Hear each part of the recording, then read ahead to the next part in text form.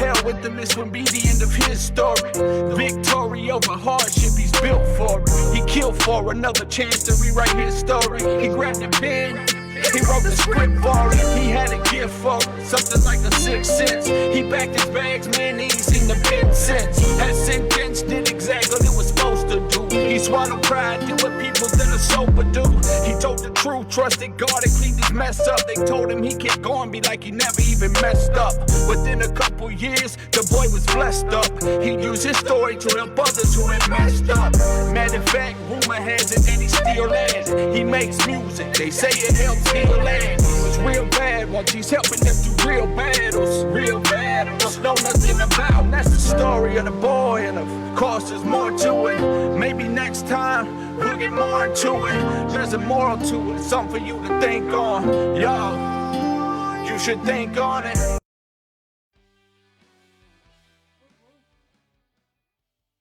Woot, everybody. How's everybody doing today? Welcome to the show. Welcome, my friends. Welcome. How are y'all doing? Woo, woo. What do you say, Cheryl? Can you hear me? I don't know yet if you can or can't, but we'll figure it out here in a second. Anyways,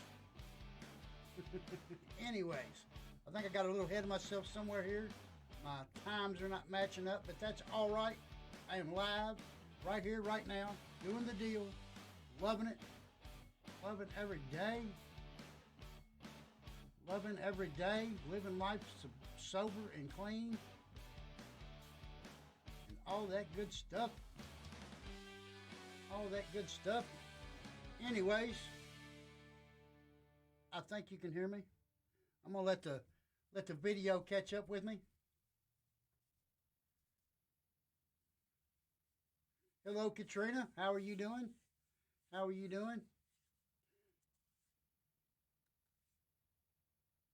Just kind of curious. Can y'all hear me? Let me know. For some reason, I'm kind of lagging here, I think. I don't know. Might not be. Might be doing just fine. Somebody say, hello. Anyways, I'm going to carry on here while I'm waiting on you all. I see Katrina. I see Cheryl. How are you all doing? Welcome to the show. Chuck Brothers Recovery Loud and Proud podcast, whatever you want to call it. I do want to update you all on Pathway to Hope, September 11th, Bardstown, Kentucky, the Farmers Market, from 3 to 7. It'd be really exciting. Probably do our podcast from there that day. Really looking forward to it. Hello, Karen. Chad, how are you? Pathway to Hope. It's a really good event. It definitely is out to break the stigma. And like I said, September the 11th, Bardstown, Kentucky, at the Farmers Market, from 3 to 7. Hope everybody can make it out. We got a line of speakers already worked up, and still looking for some more. It's going to be truly exciting. I get to speak. What do you say, Chad? I think Chad's going to speak for us too, Mr. Helm, Chad Helm. Awesome guy. I love hearing him talk. You can really feel the vibe when it comes from him. He is a godly person. I tell you, I feel it through the computer when I watch him talk on there. Super good guy. Isaiah House will be there. They're going to try to get the beer and weed goggles guy there. Going to have, pretty sure there's going to be hepatitis and AIDS testing, free Narcan. Bunch of stuff going on. Please come out. Like I said, it's September the 11th, Bardstown, Kentucky, at the Farmers Market between 3 and 7. Going to be a really good deal. Woo. Anyways, enough about that. Let me give you a little bit of my history. Let you know how I qualify myself for the show.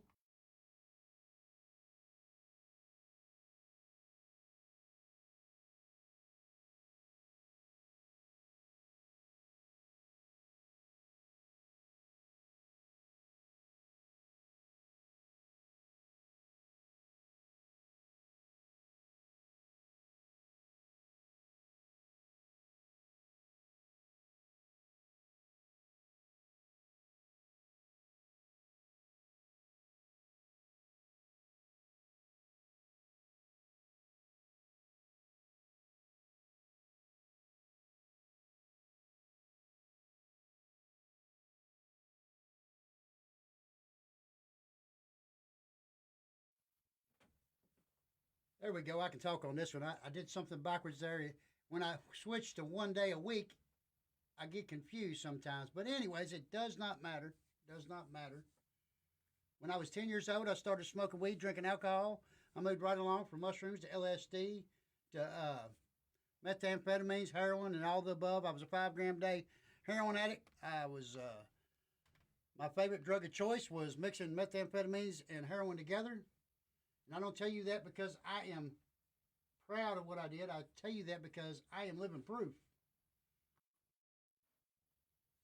that any addict can get clean and sober. Any addict can get clean and sober. It's you're out there, you think you can't do it. I was out there, I thought I couldn't do it.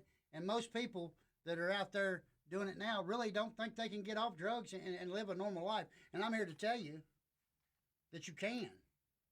You can very well. It's not something that's hard to do. It's the hardest part is saying, okay, I got a problem. And that's why we got into these steps, because I wanted to get into this podcast and start doing something that's really going to be beneficial to people. If I could tell you all day my story and I could get you excited about it and I could get you to where you want to go do something, I can even get you into a rehab if you ask. But if I'm not telling you the solution why I'm here, then what good am I really doing? So I like to get people in the steps, and we've been working on, we did 1, 2, and 3, and today we're going to start on 4. And basically what it is we're going to do a inventory of our sales. And this right here is the main step, I feel like. It really, it gets you inside of yourself, helps you find the problems, helps you find your part, and and we can really work through it after that. Once we get in there and we find the problems, we're good. Not really, but we're definitely on our way. Let's say that. Try to find it in my recovery Bible here, because I do a lot of reading out of this sometimes, and it makes a difference. And it helps me tell you what I need to get across, because I forget, people. I'm an addict, and my brain cells are like burnt up from a lot of using drugs, and they say that comes back. They say 2 to 5 years, I guess. I don't know. I'm working on 3, and I feel like I'm getting worse, if that makes any sense at all. I guess if I hit the index, it'd be quicker, wouldn't it? Instead of just flipping through it. But yeah, so how have y'all been? How's your weekend been? Your week? Do you have any good plans for the weekend? What is going on in your life? What is going on in your life? Mine has been super fantastic. Let me tell you, people. I could not even begin to tell you how far I have come in life. And it's basically by looking into myself and finding where my fault is. But anyways, step forward, we made a searching and fearless moral inventory of ourselves. Let us test and examine our ways. Let us turn back to the Lord. And I'm going to start with Matthew 7:1-5, and it's not going to be really religious. I just get to do a lot. I like to do it out of the Bible, because you know what? The Bible saved me, and God saved me, and you got to have a higher power, and I'm not trying to chase anybody off. You can have your higher power however you want him. You can pick and choose of all his qualities. It does not have to be God. This is a spiritual program, and it's not a religious program. Here we go.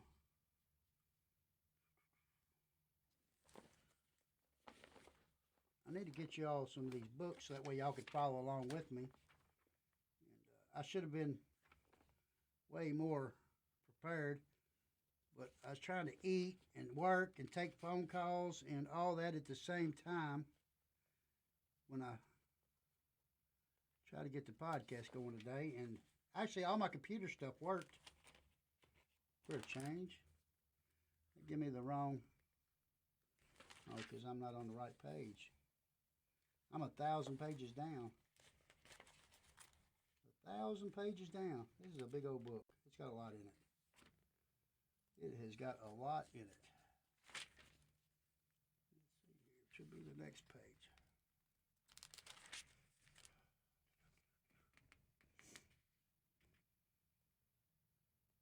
No, I don't know where it's at. I can't see, and I don't have time to do it anyways. Anyways, we make a search and more inventory of ourselves, and this is what I want y'all to plan on this week, and this is going to take several weeks to get out there. What I need you to do is get you a pen and paper. Everybody go out and get you a pen and paper, and we'll get started on this, and I'm going to talk while y'all do that.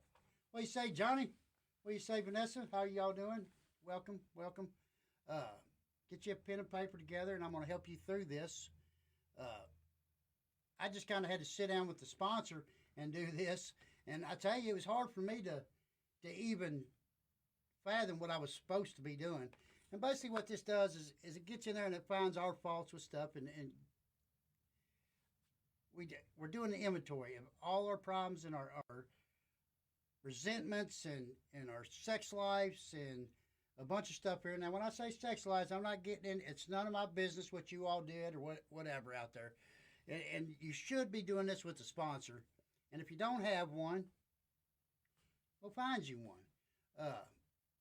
And you people out there that's not addicts or alcoholics or whatever, should go to Al-Anon or Narcan or any of them groups that you can find. And all I know is about the ones in Bardstown, so that's all I can tell you is Thursday night they do have a Al-Anon meeting, and I don't know if there's any Narcanon around. I really don't. But I do know there is an Al-Anon on Thursday night at St. Monica's in Bardstown on South 3rd Street. Really good meeting for the alcoholics. There will be starting next week right here in my shop Wednesday night after the podcast. I will be having a Narcotics Anonymous meeting. I finally got all my literature together and got some people really wanting to come, so that'd be great. So if everybody's got their pen and paper ready, we'll get started. We will get started. Woo, woo. Hey, how about a woo, woo? Woo, woo. God is good every second of every day. God is good all the time, people. All the time. Every second of every minute of every hour of every day of every week of every month of every year. God is good all the time. Woo, woo. I know. I'm silly. I can't help it. I just like being silly. Because, see, if we ain't having fun in recovery, why would we ever do it anyways, right? Because I was miserable out there on the streets. I don't know about anybody else. When I was out there chasing the dope and chasing the drugs and chasing the alcohol and chasing the wild women and all that stuff that I was doing wrong in life, I was miserable. I had to think 3 days ahead all the time about where am I going to get my dope at? Where am I going to do this? How am I going to not be sick today? How am I going to be sick tomorrow? How am I going to be sick the next day? See, that's the kind of stuff that went through my head. But anyways, so when we do a list of our inventories here, we start out on resentments. And all we do is I like to pray to God. It's what my book tells me to do, is to pray to God and say, help me through this. Help me figure out what I need to write down on the list. And basically your resentments is somebody that you've been mad at, somebody that has harmed you. Could be, you should always be on the top of the list, yourself. Cops, institutions, anything you can think of that bothers you, you got a resentment against. You just start at the list and you just work your way down. Work your way down. And I put myself at the beginning of the list. And the reason actually I had several resentments against myself. You know, like I let myself go. And got on drugs. Resentment 1 towards myself right there. I hurt my family. Resentment number 2. I didn't do what was expected of me, and I was embarrassed because of it. 3. I mean, it's you just go down the list, and that's all we're going to do today is talk about things that we need to put on this list. And if you got questions, feel free to reach out. You know, there is several examples in the book, like I got a resentment against Miss Jane Doe. And the reason I do is because she's married to my friend. And he's got a problem like me, and she keeps throwing him out of the house. So it hurt. That's why I got a resentment against her. And there's other ways or other resentments. However you feel like that there's something that bothers you about someone, something, somewhere, whatever. Like I said, institutions, the police. You're really open to whatever. And I really don't want to hear who your resentments are about. That's not about this. I'm just trying to help you through the process that it takes to do resentments. And I wish I had a big pad of paper here, and I thought I did before I got started. But I tell you what happened. I got throwing my stuff around looking for an invoice. I thought I paid something, and I couldn't find the invoice. So I ended up having to pay it anyways again, but whatever, that's what we do in sobriety. We always try to do what we're supposed to do. So basically, I'm going to take my pad of paper right here. I don't know if you can see that. There's nothing on it. I'm going to write at the top of it, resentments. What do you say there, Miss Howard? The top of my paper, we're doing assignments, so Mom, you got to get you a pad of paper. We're doing schoolwork here. No, actually, we're not. And I wrote resentments at the top. I know you can't see that because of my glare, but resentments at the top. And over here on the left-hand side of the border of the paper, I'm just going to draw a line down. I'm going to start writing names of stuff that I resented. Like I said, the first one would be me. Then I'm going to skip a couple lines. I'm going to put me again because I know I've got several resentments against myself. I'm going to skip a couple lines and put me one more time. So that's 3 me's. And like I said, this is different for everybody. Now I'm going to, okay, Mom, I'm going to use you for an example. I'm going to put Mom down. I got a resentment against Mom. I really don't, Mom, I promise you, but this is just for an example. And I would have a resentment towards Mom because she cut me off. She wouldn't give me no more money.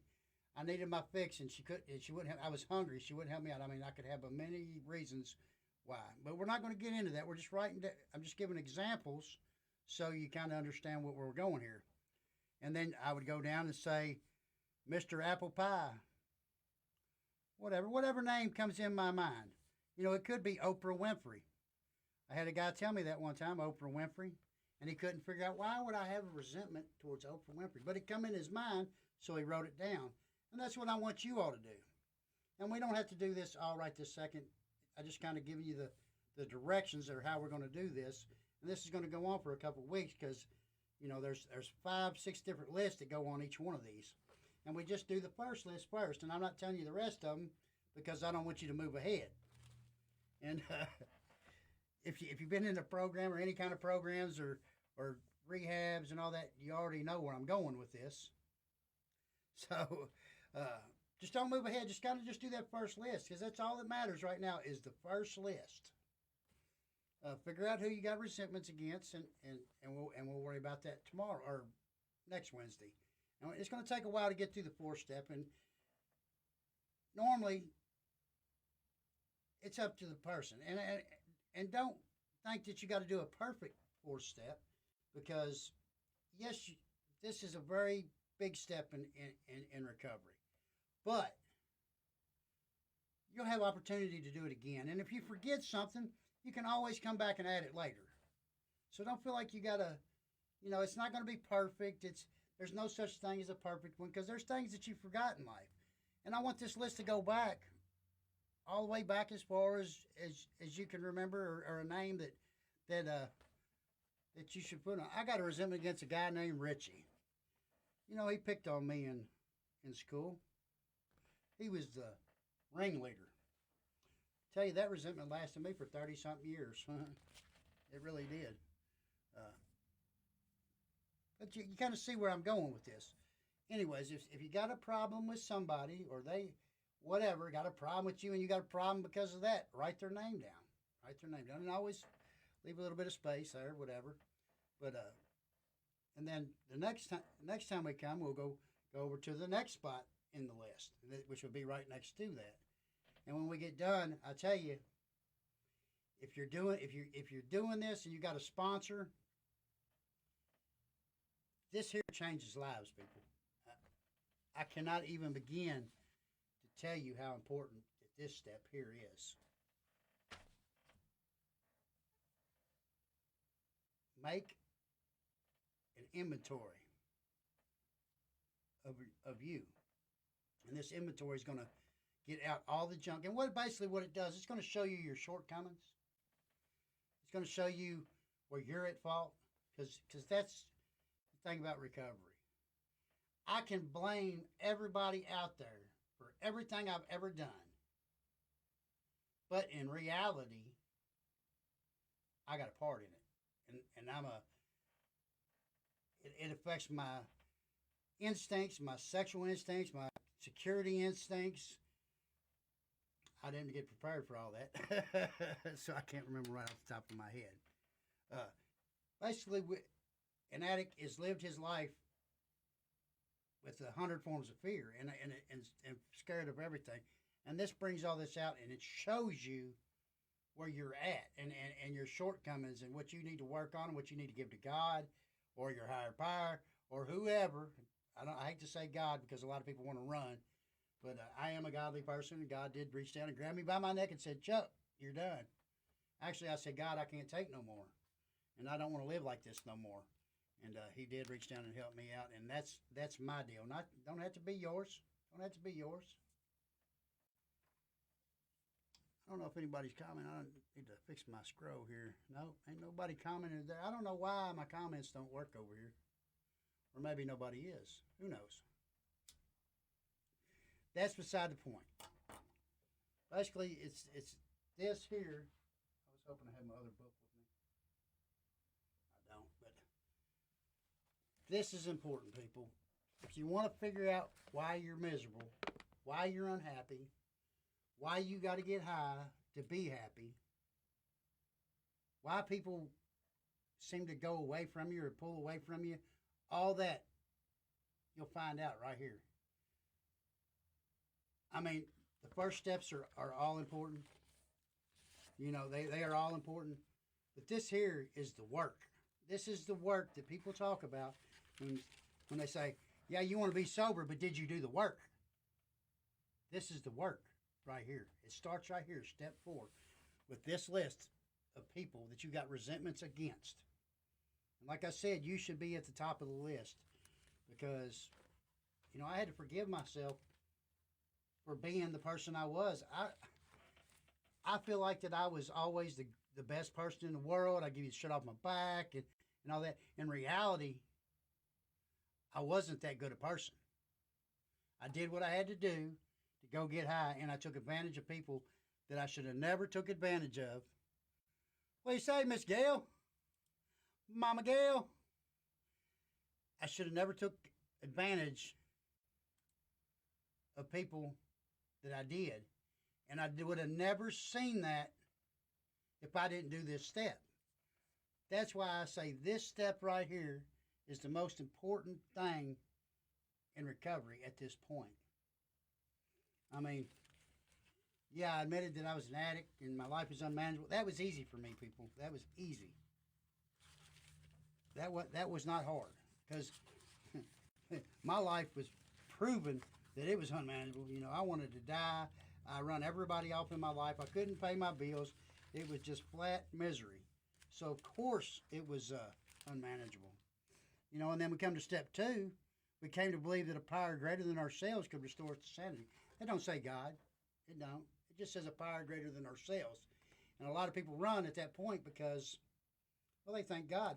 But you know what? If you're in recovery and there's 500 people there in recovery, well, 500 people can kick your butt. I promise you. That's a power greater than you. And if that's what it takes, they can beat you back into sanity, can't they? Well, I think they could, and 500 people beating on me. You know, and then we come to last week, and the week before, I think, was we made a decision to turn our will and our lives over to the care of God. Now, there is God there. Put your higher power there. Put the doorknob, the ball peen hammer, the bag of rocks, whatever you want.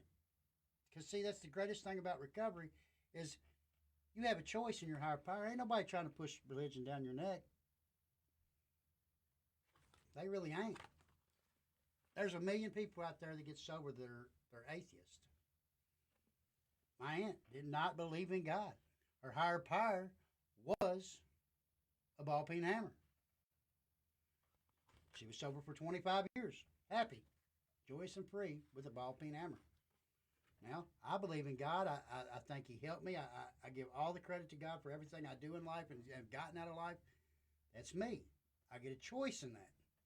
Just like you get a choice. And like I told y'all last week, that put higher power at the top of your paper and make a list of everything. If there was a higher power, this is what He would do for you. And just believe that. Because you can do that. You can do that. And then when you come to terms with them three right there, you know that your life is unmanageable, that you're an addict or alcoholic. Tell you to believe the power greater than yourself can, if we can believe that. If you can believe that, then you got through step 2. And then, step 3, made a decision to turn all that stuff, your will, your life, everything, over to that whoever you choose. Whoever you choose. You don't have to, this is non-religious, people. When we talk about spirituality, we talk about cleaning up the inside of us. When we talk about religion, we talk about Matthew, Mark, John, Luke, the Gospels and stuff. I'm not getting into that. We're not getting into that. We're just getting in cleaning the garbage out of us so we can move forward in life. Because if you keep all that garbage inside of you that we're writing down today on this list, this inventory that we're starting, this is that garbage. We got to get it out. And when we get it out, then we get to be humble. And then we have nothing to fear no more because it's already out. We got it out. And now that it's out, you get all the good in life that can come inside you. You open up that space so that good comes inside of you. And I know it sounds like hogwash, whatever, people. I get it. I understand. But I promise you, I've seen thousands of people. And I know there's millions of people that this works for. This works for. I'm not saying you have to go to AA, NA, whatever. But I will say that these steps here to get that garbage out of you is a must. Hands down. I don't care what you believe in or whatever.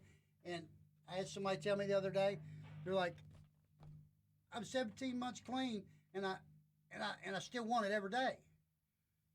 So I said, have you got a sponsor? Have you worked any steps? Have you been going to any kind of meeting? Anything? Have you done anything? And they said no. Well, of course you feel like you need to have it every day because you're not doing the work that it takes. God will help you, or your higher power will help you, or whatever will help you if you make the first step. Karma. If you want karma. If you want everything's connected in the world, just one big organism in the world, and that's what works, Or I could really buy into the thing about like on the movie Avatar, the tree of life. Everything's connected to it. You kill the tree of life, everything dies. I can buy into that. And not believe in Jesus. But I do believe in Jesus, so it's... But I can see where that comes into play. A spirit of the universe. I don't know. You get to choose this. It's not my choice. You don't even have to tell me about it. I don't even want to know. My job here right now is to get you through writing your names down of people that you got a resentment against. That's simple. Don't buy in. Don't make it any harder. Just say, okay, Mr. Sims, lock me up. Prosecutor, I got a problem with him. Write down Mr. Sims. The meat packer at IGA, you know how he did. He didn't wrap my meat right and it went bad. I'm mad at that guy. Write him down, the meat packer.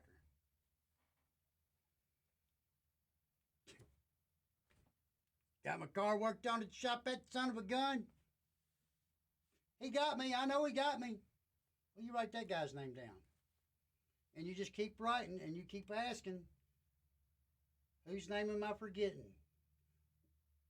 Who Who am I mad at? Who is I'm mad at somebody because they're mad at me. Or matter of fact, you could be like, you're mad at them now because you found out that they didn't like you before and you didn't have a chance to not like them first. I've heard that one too. Write that down. Write down your parents, grandparents, kids in school that picked on you, whatever reason. But all we want to know is their name. We don't want to know why you're upset at them, why you're mad at them, any of that. Just fill out that list. And if after we get done today, right here, we're not going into the next list until next Wednesday. So, if you think of somebody that's upset you over the week, write your name down on the list. Just write your name down on the list. What do you say, Scott? Eric? Woo woo. I'm going to let y'all work on that for a minute. I'm going to go to a commercial. Woo woo. PAL, parents of addicted loved ones. You are not alone. We meet Thursday nights, 6:30 to 7:30 p.m. at the United for Recovery office, 860 West Stephen Foster, Bardstown, Kentucky, 4004. You can reach us at 502-349-3329. As for Terry, tell your friend of Chuck Brothers Recovery loud and proud. How are you doing today? She's probably going to laugh at you, but anyways, you can find us on the internet at www.palgroup.org. www.palgroup.org.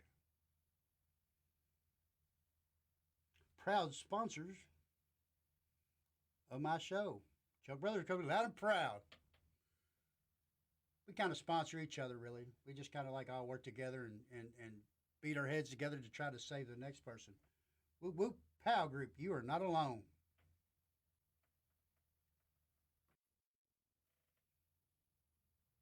United for Recovery, education, prevention, and support. You can contact us at United for Recovery, 860 West Stephen Foster, Bardstown, Kentucky, 40004. Phone number is 502-348-1879. Please leave a message. 502-510-4328. As for Lisa, tell her you're a friend of Chuck Brothers Recovery loud and proud. How are you doing today? She probably going to laugh at you too, but that's all right. You can find them on the internet at www.unitedforrecovery.org. www.unitedforrecovery.org. Be sure to go underneath the resource tabs. Got answers to almost every question you have. Casey's Law, recovery centers, halfway houses, sober living, male and female with kids. All that good stuff. And United for Recovery is the proud sponsor of Pathway to Hope, September the 11th. Bardstown, Kentucky's Farmers Market. Between 3 and 7, we do have speakers and vendors. And hopefully, we will be going live with Chuck Brothers Recovery loud and proud there from the event. Whoa, whoa. Be sure to like and subscribe. Follow us on YouTube and Facebook. Be sure to hit that little bell there. And we're doing this for you. I know I'm silly, people. It's all right. It's all right. Can we get a woo woo? Woo woo. God is good every second of every minute of every hour of every day, of every week, every month, of every year. God is good all the time, people. Woo woo. Woo woo. Anyways. I tell you, we went through that right there pretty quick. So I got other things I want to talk about. It's come to my attention. It has come to my attention. You know, we all know that age does not really matter when it comes to addiction. I had a lady call me 2 weeks ago, and I apologize I didn't get on here to be able to talk about it. I didn't get in from work in time, and I was really tired last week. So, I got a phone call from a lady. She lives over in Bardstown. Can't tell you nothing about her. I can't tell you nothing about nothing except what I can talk about. And like I was saying, there's kids of all ages out there that are shooting dope, pimping their bodies out to get dope. She said she knows about 25 of them here in our county. Our county. This ain't Louisville, people. This is right here in Nelson County. I don't know about you, but I got cold chills. I don't know that you can even see them. Ages 9 to 26. I brought this up in a meeting, and everybody was kind of like floored by it. And I'm going to have to tell you, people, it took me back too. I mean, I know that there's kids out there dying that's 9, 10, 11, 12, 13, 14 years old and doing what they do. But when it's in our county, in our spot, right here where we live at, see, we don't think about that. We think about that's up there in Louisville. It don't happen here. Yeah, it does. It really does. And is going on as we speak, or as I speak. Going on right here in Nelson County. Do I have the answer? I wished I did, people. I wished I could snap my fingers and make it all go away. Because, you know, at 9 years old, I'm supposed to be playing T-ball or with Barbies and playing with other kids. I should not have the responsibility of not being sick. That's not my responsibility at that age. My responsibility at 9 years old is to be a kid playing on a merry-go-round, not worrying about dope. See, y'all know how I get. I get all emotional and all this stuff about this. And I'll tell you why. I meant to shut my door. You can't see my whole picture there. Woo woo. I lost a friend Monday. Too young, 37. I got friends that met me the other day at one of my meetings that I go to that lost 2 overnight. See, the thing is, people, the streets are winning. You're not hearing about it no more because COVID-19. Not hearing about it because he kind of like elbowed the overdose out of the way. I don't know if y'all watch your YouTube with that Polk County Sheriff. I don't know. I'm sure everybody's seen the Polk County Sheriff guy. $50 million worth of dope. $50 million worth.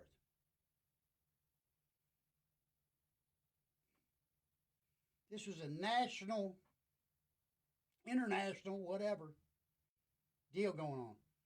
They got like 6 or 7 people, or 6 people, I don't know. The guy that masterminded it was in prison. 29 years old. Masterminded a $50 million deal.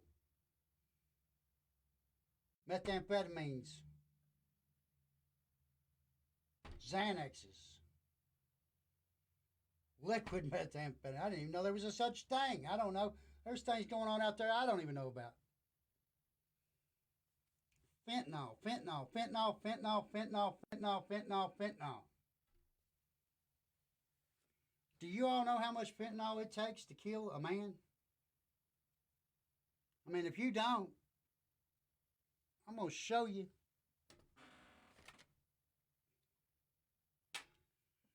I'm trying to find something that small.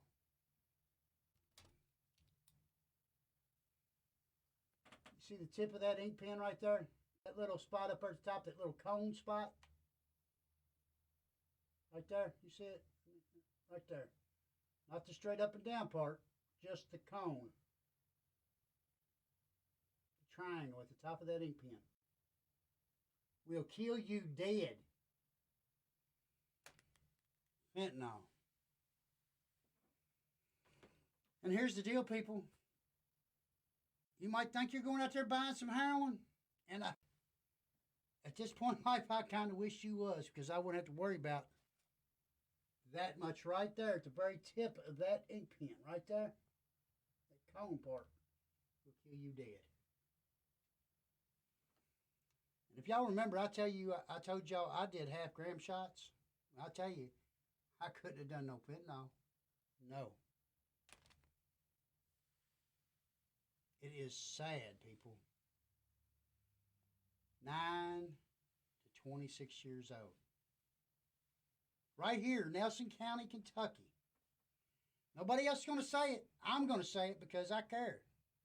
And I don't care what they say to me about it. Because, you know what? Like a good friend of mine always says, Tammy, conversation saves lives, people.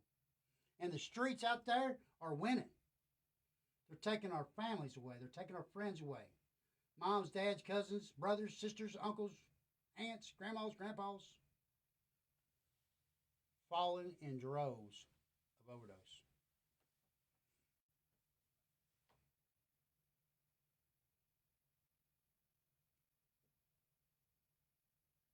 I'll tell you how sad it is and how strong and how hard it is. My best friend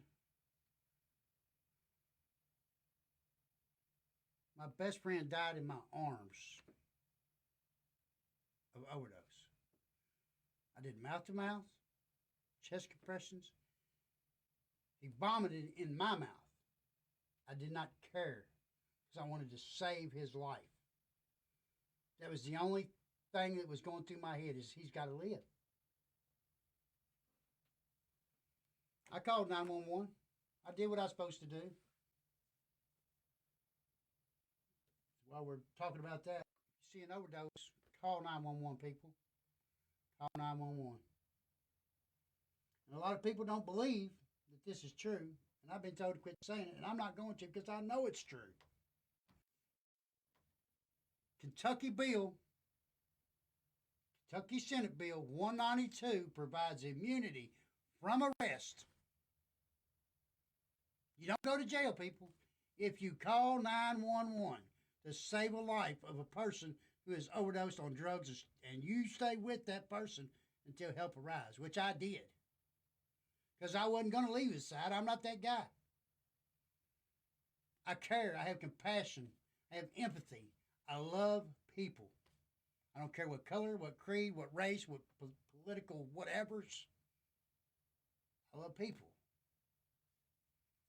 I can't stand to see that hurt in people. I don't like to see people hurt. I don't like to see anything like that. I don't even like boxing because I don't like to see people hurt. Like I said, I don't care if you're Republican, Democrat, liberal, whatever. That does not apply to me because I think that we are all one people, and all one people we need to get together and stay together, especially on this dope. I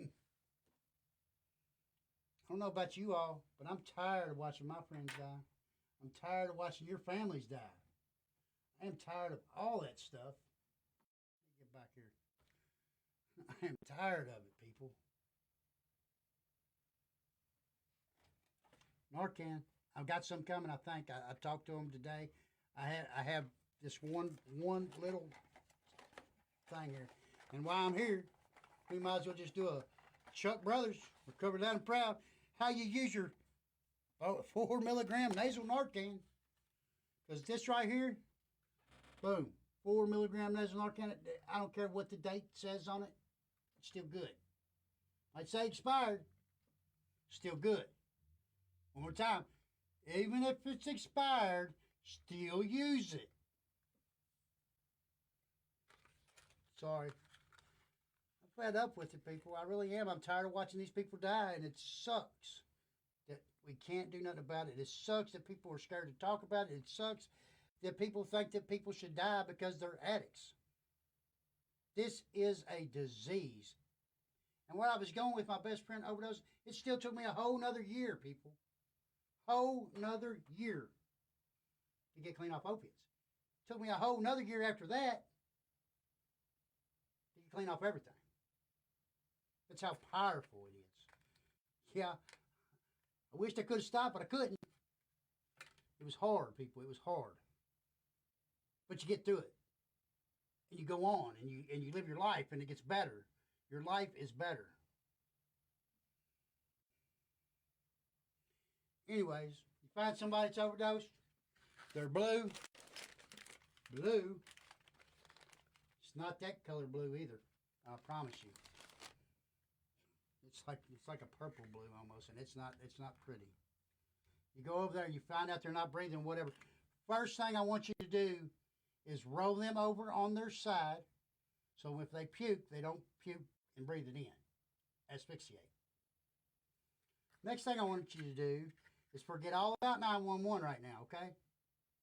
Because seconds matter. Once you get out your box of Narcan, if you got it, pull your Narcan out, open the package, boom. Pull your Narcan out. Fingers up here, like this right here. Take it, stick it all the way up their nostril till their fingers touch your nose. All the way up there. Then push the plunger. That plunger right there. Do not push the plunger unless it's all the way up the nose. Now, call 911. This Narcan right here, the 4 milligram nasal Narcan, it is 10 times stronger than what the ambulance gives you, what the police gives you, or whatever. 4 or 10 times stronger. Will bring you back from the dead 8 minutes after overdose, 92% of the time. Not 100. Quicker you get it in them, the better chance you got. So don't call 911 until you get the first dose in them. Now, after you call 911 and you give them the specifics, they breathe in, they're blue, they're whatever, or they're where they at, whatever questions they ask you. If they're not coming back around, this box comes with 2 of them in there. So pull out the other one after 3 minutes. Same deal, people. Fingers right there, thumb right there on the plunger. Do not push the plunger. All the way up the other nostril, till the fingers touch the nose. That tip goes in the nostril. Your fingers touch the nose. Now push the plunger. By this time, help should be on its way. Not saying it's going to be, people, because my best friend laid there for 30 minutes, me giving him mouth to mouth. No guarantee, but make sure you give them the Narcan first, because this will buy time. Always call 911. The half-life of Narcan is shorter than the half-life of opiates, so they can outstand the Narcan and go back into overdose after this wears off. Always call 911. I know I didn't mean to get all aggravated and stuff, but there's people out there dying. 9-year-olds selling their body for dope. Right here in Bardstown, Nelson County, Kentucky. I don't know who they are. I wished I did, so I could get them help. I don't even know the person that called me. They just informed me. You know how they are. Nobody wants to tell you nothing, man. Because I tell you, when it comes to kids, that's a whole nother level of helping somebody. I can't help them. But I daggone sure am going to raise my voice and let you know that they're out there, because somebody's got to help these kids. I don't know what to do. I'm not licensed to do that. I'm not a therapist. I'm lost. But I know one thing. If we don't talk about it, nobody's going to do nothing. Nobody's going to do nothing. And you know what happens when nobody does nothing? They don't even talk about it. People die. And they're dying. So let's talk about it, people. I ain't saying go down here to the soapbox and just scream and yell. You don't have to do that. Make sure you talk to your friends. You know, I tell everybody, when I go to work and I'm working on a heating and cooling system, they know I'm a recovering addict. 100%. Needle junkie, useless liar, piece of crap. I tell them every bit of it. Every bit of it. You know why? Because then I tell them I'm in recovery, and we do recover. We do recover. And now this is where I'm at in life. After, working them steps, I keep telling you about that. That right there is a main one. 4-step. Make the list of my resentments. You know what? my business has gotten way better because they know I'm not going to lie to them. I'm not going to cheat them. I'm just going to tell them the truth about me. And I do that. I break my own anonymity, even right here. Share this video to all your family, all your cousins across the world. I don't care. I got people in England that watch it. They're probably on here now. Because if they don't know that I have been there and I have done that and I'm a sick individual, I can't help them. Because they don't know to tell me that, hey, you know what? I got a nephew that's, we're scared to death. Is there anything you can do? I don't know, but I'd like to try. I'd like to talk to him. I'd like to say something. You know how I always say that my past is my greatest asset, people. My addiction is my greatest tool. And the reason I say that is because I can sit down with another addict, tell them my story, and within a couple hours, I can earn their trust because they know I know. Because they can relate. See, if you ain't never done dope, or you ain't never done drugs, you can't relate. You don't know what we feel. You don't know how we feel. You don't know any of that. So how are you going to earn my trust and say, oh, I know how you feel? No, you don't. No, you don't. If you've never done an opiate, you can't really talk about it because you ain't never been sick. I'll tell you people, it's awful. I've been through it. I wrote a poem about it. So I don't ever forget. I don't ever want to forget how bad it was out there. I've wrote a lot of poetry about my recovery. And I'm working on a little book thing. I don't know. Maybe get it together. Get my story together. And I did the poetry thing because I want you to feel my pain. Because, see, people can feel it through poetry and stuff like that. They can feel that pain. And if I can put that in the right spot of my story, you can feel it too. Not exactly, but you'll feel something. And that's what it's about. Because then you can help somebody. I can help somebody by that trust. That's why my story is the most sharpest tool in my shed in recovery. And I'm going to use it to that ability. I don't know if I can talk to these or not. Anyways, I think I can. It's Miss Jane. She does a lot of donations for me, and she deserves all the credit in the world. These are a lot of clothes that I get in that I take to recovery centers, and it's not because I do it, people. It's just because. These are toys that we donated to the sheriff's office to help kids that have trauma. There we are with the sheriff's department with all of it that we got donated. This is not about me, people. Do not think that I'm trying to brag about me, because I am not. Because I'm just a little bitty piece of crap, junkie, no good, lying, thieving, cheating person who has found a way out. And there's a lot of ways out. And in the end, I got to give it away to keep it. So I do everything in the world to give my sobriety, my recovery, help anybody I can help. Because it's about love, trust, dignity, all that stuff. The guy I got them groceries for right there, he was in a halfway house in E-Town, and he is no longer with us. I hate to say that. Whew, man, love that guy. There's too many of them out there. We all know somebody. If you don't know somebody that's out there that's done something, been somewhere, or not done something right, well, then you're probably that guy. You're probably that guy. There's a little bit of my journey here, people. It really ain't. I really ain't got pictures of what I wanted to put there when I made this up. I tell you right now, I hate heroin and I hate fentanyl and I hate watching people die.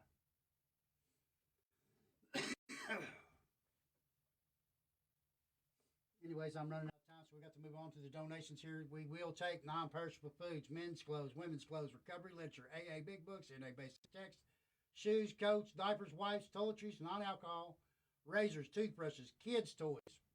Kids' toys are preferably new. Pencils, pens, papers, suitcases, backpacks, etc.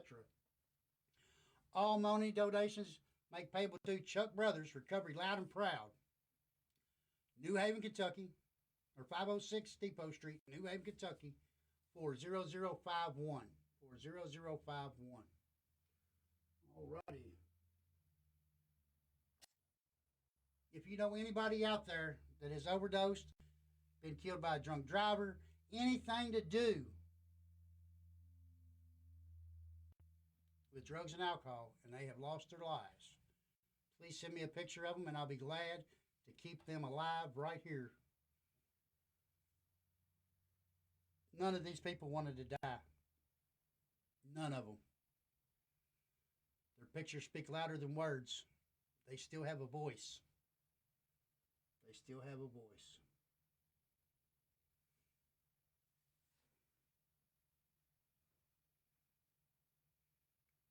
Yeah, as many people out there dying, I should be able to play this all the way through. If you're having a problem with suicide, reach out to the suicide hotline, 1-800-273-TALK, or reach out to Chuck Brothers Recovery Loud and Proud. I will be glad to help you through whatever you're going through. Anyways, this is a memory of my best friend, Tom Brothers. Whoop, whoop. He is no relation to me. I love him to death. I wished I could have loved him to life. It's my dude right there. Rest in peace, my friend. Rest in peace. And these, right here,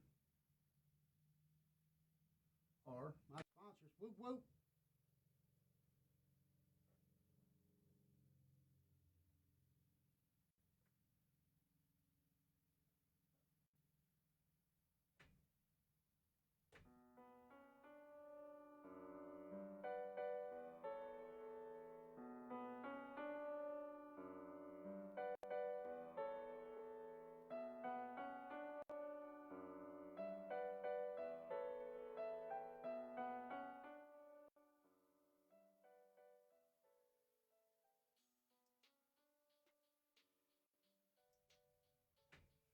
And the music is by Drama.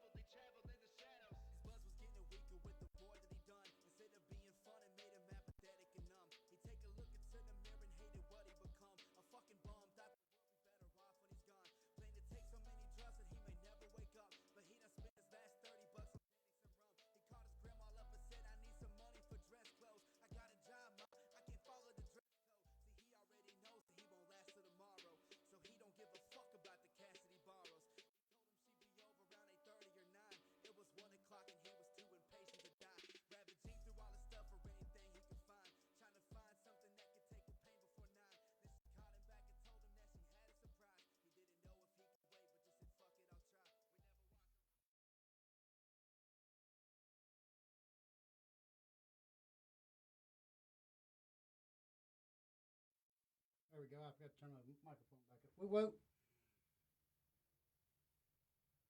Dear Heavenly Father, I pray for the world. I pray for everybody out here that's struggling. I pray for the sick and still suffering inside and outside of all these rooms that are here to help people. I pray for all the people that's in recovery and rehab, halfway houses, hospitals, anywhere. I want to pray for anybody struggling over anything. They can't pay their bills. They can't do whatever. They ain't got enough of food. I pray to you, Heavenly Father, in the name of your Son, Jesus Christ. I pray, Lord, for all the animals of the earth, the trees, the breeze, the oceans, the land, everything. I want to pray for our government that they can come together as one big group and help solve our problems. I want every country in the world to come together and live in peace, Lord. I know these are big statements and all this it just seems impossible to the world. Let people know that you are involved in this, Lord. Reach down and touch the very souls of everybody and heal that pain that we're feeling. It's not about race, Lord. It's sin. Grace is the answer, not the color of our skin. We are all children of you, Lord. And I pray in the name of your Son, Jesus Christ, our almighty Savior, who died on the cross, who you let die on the cross, so our sins could be forgiven.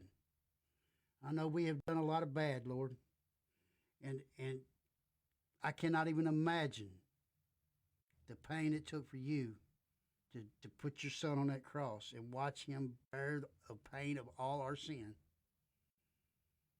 But I'm asking you, Lord, please, please, please, please help this world. We all want our kids to grow up and have the same ability to love whoever, whatever religion they are, whatever their heart desires, all that stuff, Lord. Only you can heal this. And I know we smack you in the face every day with the sins that we do, the adultery, the greed, all that evil that's out there. Please, Lord, I beg of you in the name of your Son, Jesus Christ, in his name, Lord, hear our prayer. Amen. Woo woo, Chuck Brothers coming loud and proud.